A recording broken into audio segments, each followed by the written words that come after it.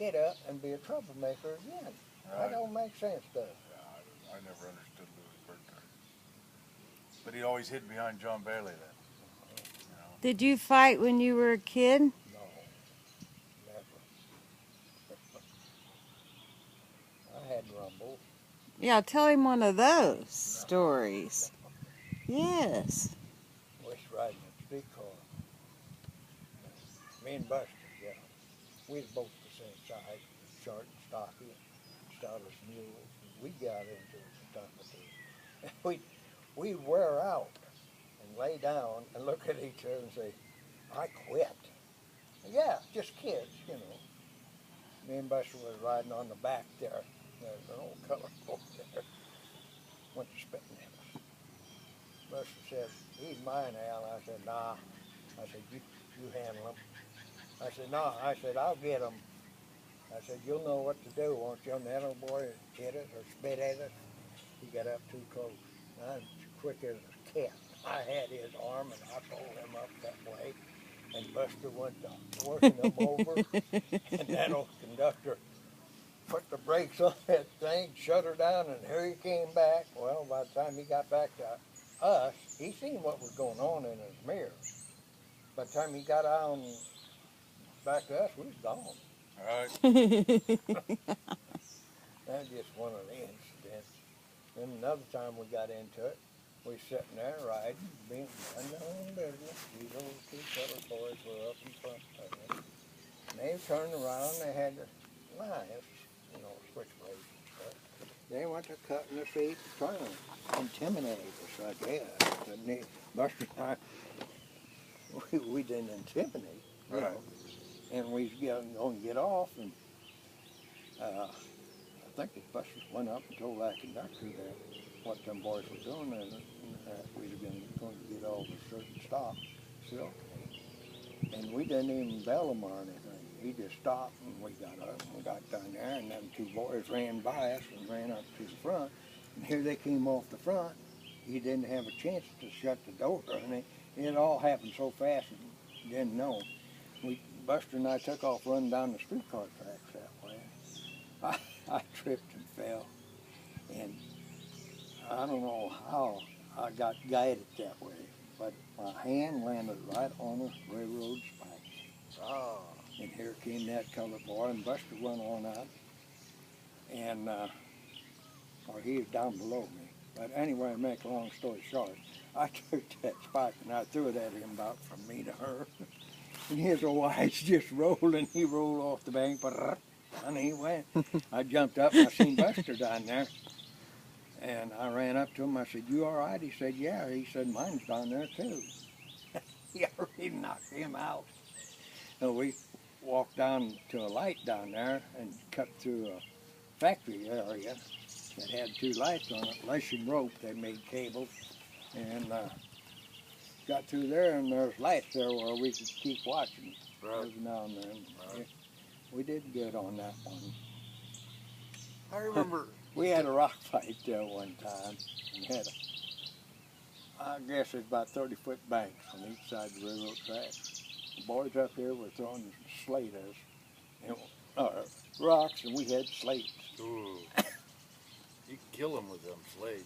Man, that old boy, like broken, what do they call them, blackboards. Right. I mean, they're flat. Right. We slinging them up, throwing here and that curve there. Right. And all of a sudden, the boys picked up over there and said, time out, time out. So we all ran up there, 5 or 6 of us. Time out? And see what time out was. That little boy, I mean, it hit him here, and it peeled it all the way back. He was a bloody mess, and they was rushing him. We ran and caught up with them. And we said, yeah, time out. We went on back, went down, went on. Right. Because Mommy would have called the police on us. Oh, yeah. I remember you telling me a story one time about going down, somewhere down west and south with a buddy fighting, drunk. You weren't drunk, but the guys were. Yeah. Was it Galena or? No, I didn't go down there. No? You don't go down there. You go down there when I was here. when I was growing up. When Right. you went down there, you'd better have a knife with you, because that's the only way they knew how to fight. Oh, yeah. Just knife. And Knives? them knives were razor sharp. There's no boy worked over at the fish hatchery for a little bit, and then he left. But he's telling about walking in Crane now. He rode, worked for the Frisco, and when that was his depot there where he got out, he'd get out there off the Pacific, and he'd go up and get an apartment. He said he walking along there, and he said, all of a sudden my suitcase fell. He said, I wondered what in the world that was.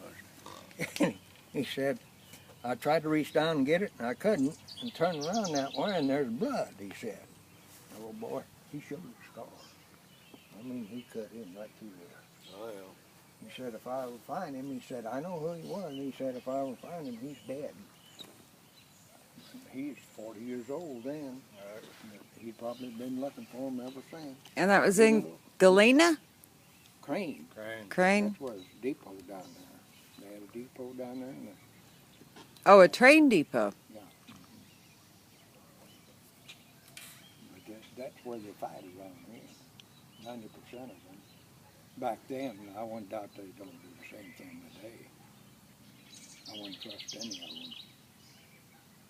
No. And they are razor sharp. He said he didn't know what happened. Right. His suitcase, the suitcase just fell.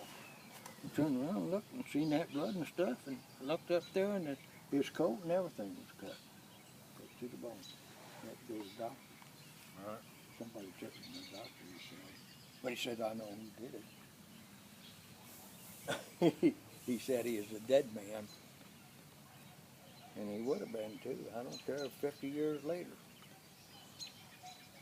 Go ahead, tell me. No, I was wanting to hear that one tale.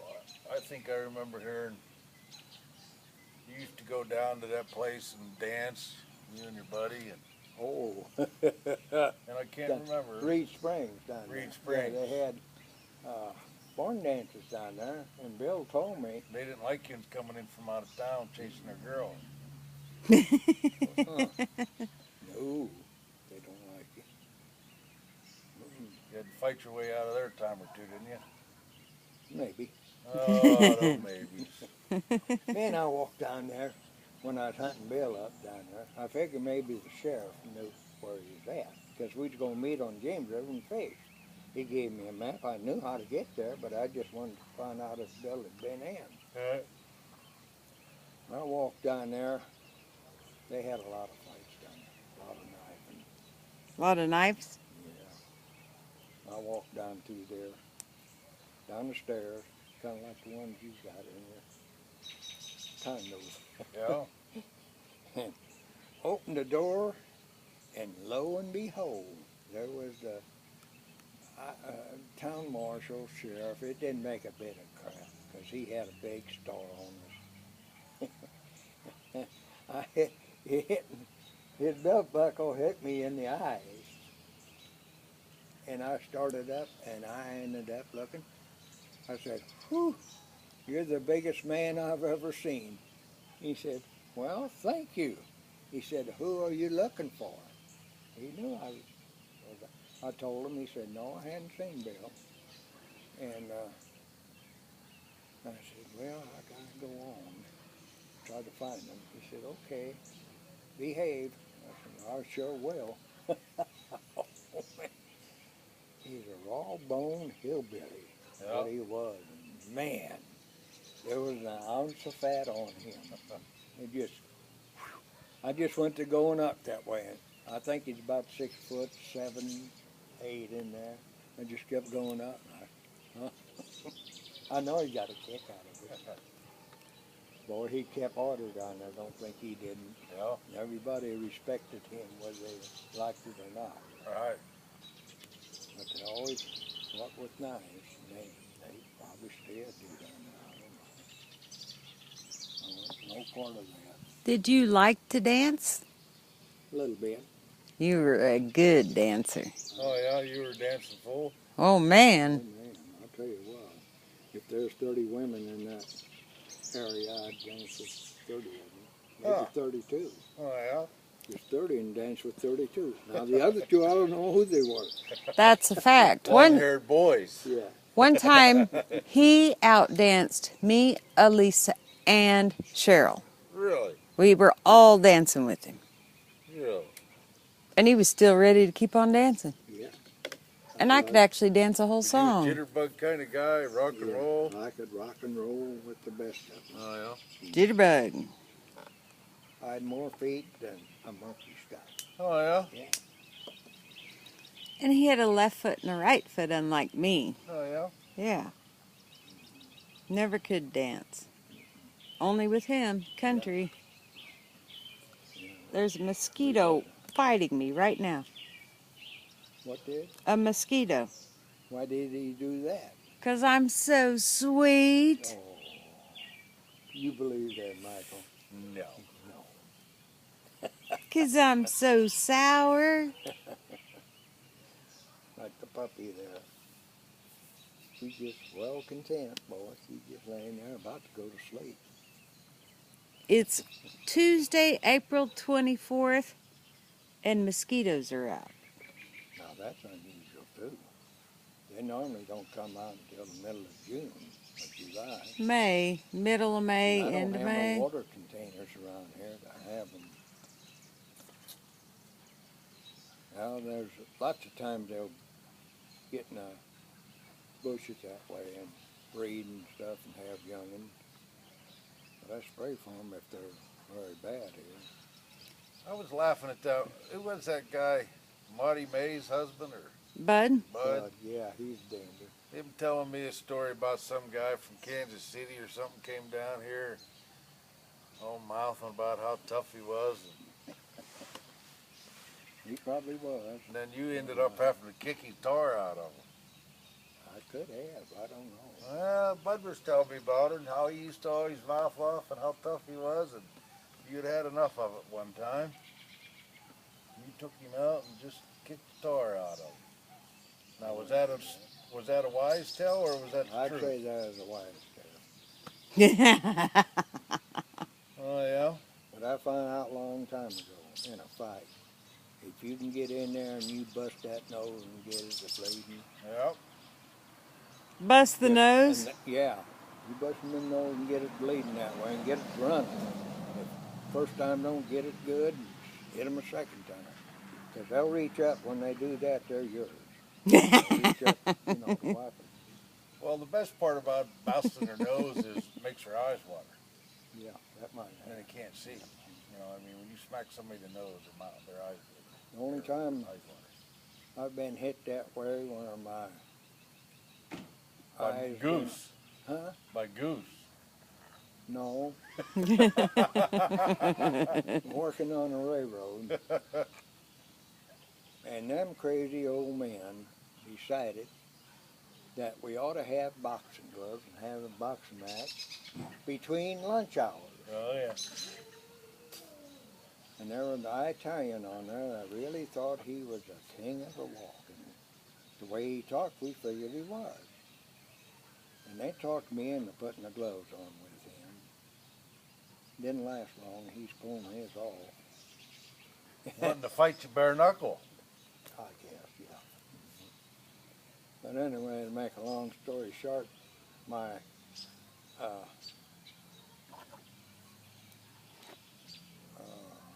spiking buddy, he'd spike over and I'd spike over.